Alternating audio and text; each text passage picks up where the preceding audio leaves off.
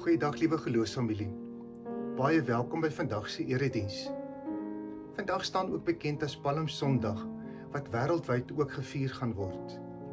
Dit is die begin van die groot lydingsweek, wanneer ons ook Jesus se laaste dae hier op aarde in herinnering gaan roep.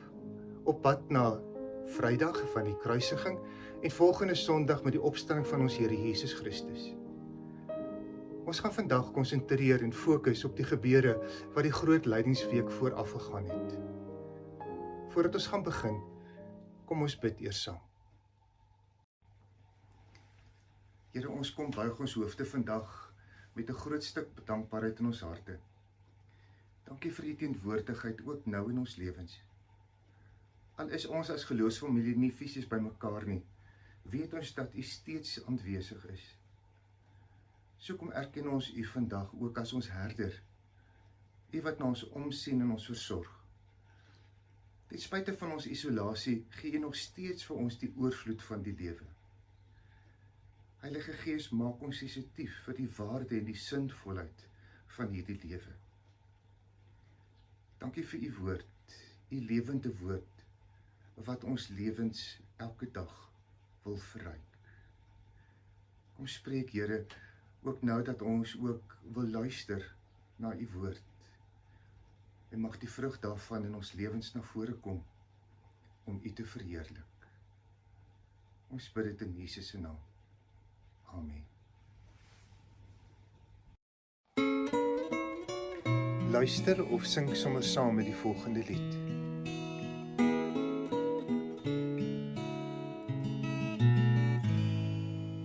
Koning van my hart,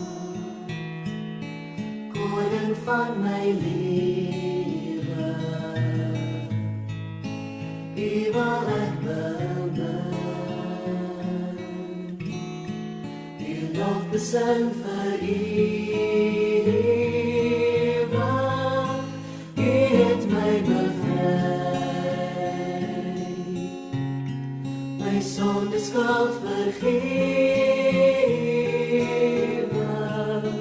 koning van my lewe, koning van my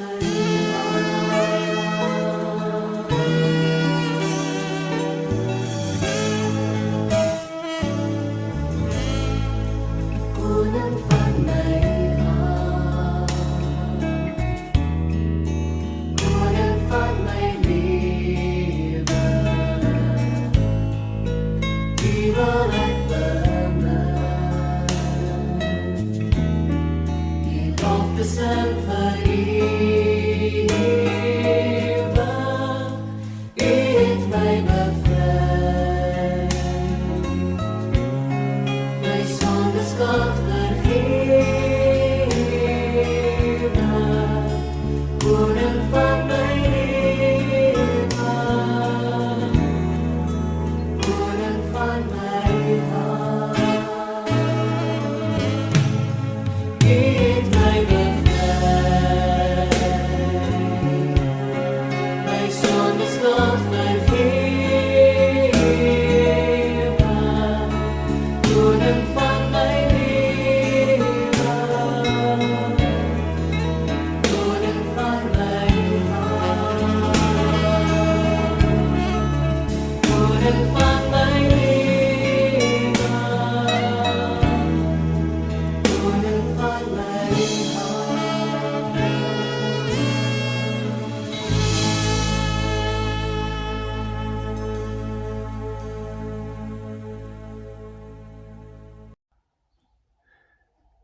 Een eerste-eeuse geskiedskrywer kom vertel van 'n groot gebeurtenis wat in die jaar 30 in Jerusalem plaasgevind het. Dit was tydens die Joodse Pasgafees. Die Jode het van heinde en verre bymekaar gekom in Jerusalem om die uittog uit Egipte feestelik te kon vier. Die geskiedskrywer vertel van 'n militêre optog wat in die Westekant plaasgevind het. Pontius Pilatus, die Romeinse goewerneur van Judea en Samaria, het op sy oorlogsperd die stad binne gery. Saam met hom was 'n breede soldate as ook 'n groot bataljon van voetsoldate. Op hierdie manier die Romeinse Ryk hulle mag kom vertoon, om te kom wys wie is in beheer van die stad Jerusalem. Wanneer ons die evangelies lees, dan lees ons van 'n ander optog. Hierdie keer van die ooste kant, van die Olyfberg se kant. Ek wil jou uitnooi om na die vertelling van Matteus te luister, maar dat jy ook jou verbeelding sal gebruik. Maak jou oë toe wanneer jy na die vertelling luister en verbeel jou dat jy een van Jesus se disippels is, of selfs iemand in die skare wat saam met Jesus Jerusalem instap.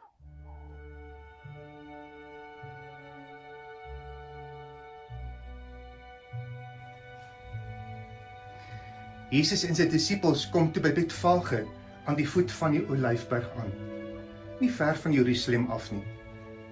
Gaan asseblief gou na Betfage toe, vra Jesus 2 van sy volgelinge. Nes julle in die dorp kom, sal julle 'n donkie met 'n vulletjie by haar kry. Bring hulle albei vir my. As iemand vra wat julle doen, sê, die Here het die 2 donkies nodig. Sodra hy klaar is, sal ons hulle weer terugbring. Jesaja het mos lank terug reeds gesê, sê vir die mense van Jerusalem, word wakker, julle koning is op pad. Hy kom eenvoudig op 'n donkie aangery, hy sit op die vul van 'n pakdier. Die 2 disippels het gedoen wat hy gevra het. Toe hulle met die donkies daar aankom, het sy disippels vir hom 'n saal van klere gemaak. Toe Jesus begin ry, het baie mense om hom saamgedrom. Die meeste van hulle het los stukke klere wat hulle by hulle gehad het, mooi voor sy donkie oopgevou. Ander het weer boomtakkies op die pad voor hom gegooi, sodat hy op 'n groen tapuit kon ry.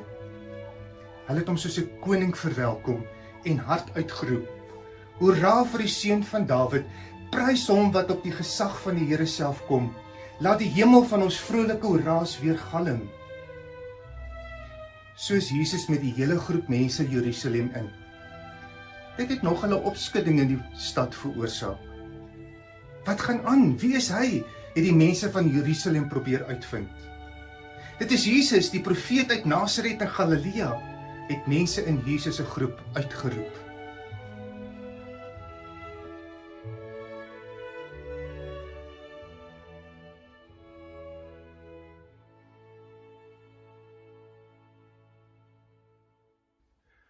Kom ons bekyk weer die 2 gebeure. Aan die weste kant sien ons 'n indrukwekkende militêre optog van 'n gouverneur wat op 'n oorlogsperd die stad binnery. Aan die ooste kant van Jerusalem sien ons 'n man op 'n donkie wat hoop kom bring. Toe die Jode vir Jesus op die donkie sien, toe herroep hulle die profesie van Jesaja. Geen wonder dat hulle so uitbundig en bly was, want Jesus is die koning wat sou kom om hulle te kom red van die onderdrukking van die Romeinse ryk. Jesus bring hoop, maar nie die hoop wat die mense van sy tyd se verwagting was nie. Jesus is 'n koning, nie 'n koning wat in 'n paleis woon nie, maar wat met 'n geleende donkie Jerusalem ingery het.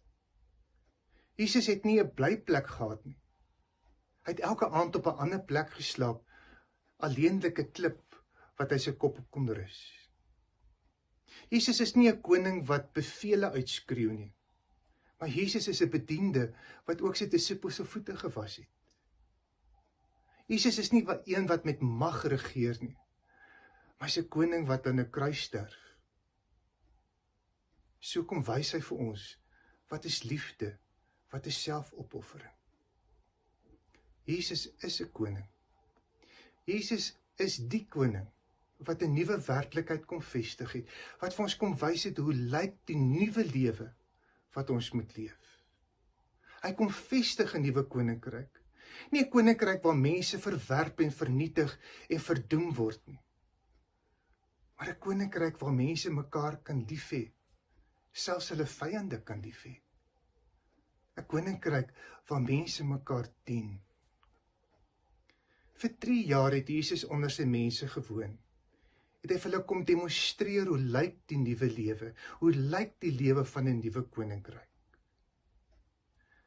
Ons is Jesus se navolgers. Groot Lydingsweek wil vir ons uitnooi om na te dink wat dit beteken om in die tyd vir Jesus na te volg, om juis in hierdie tyd Jesus se disipel te wees.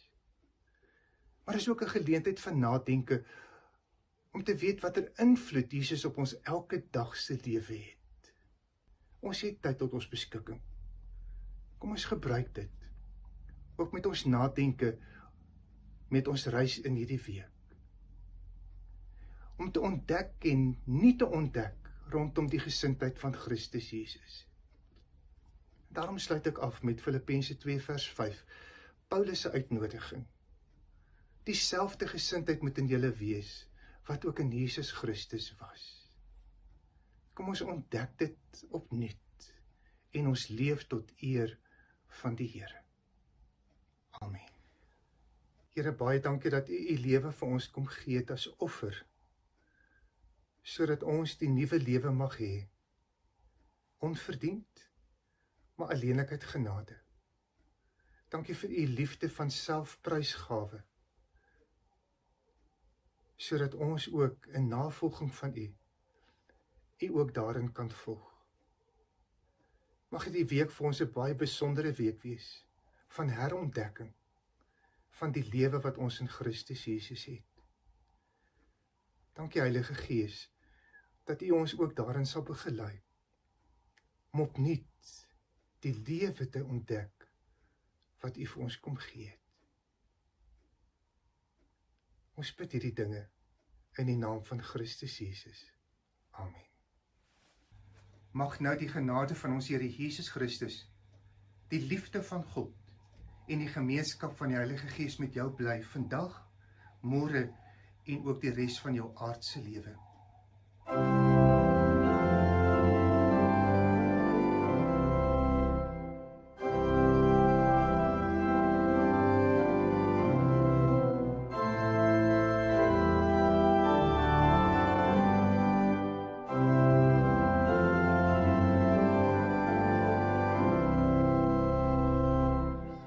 Mooi dag, tot 'n volgende keer. Totsiens.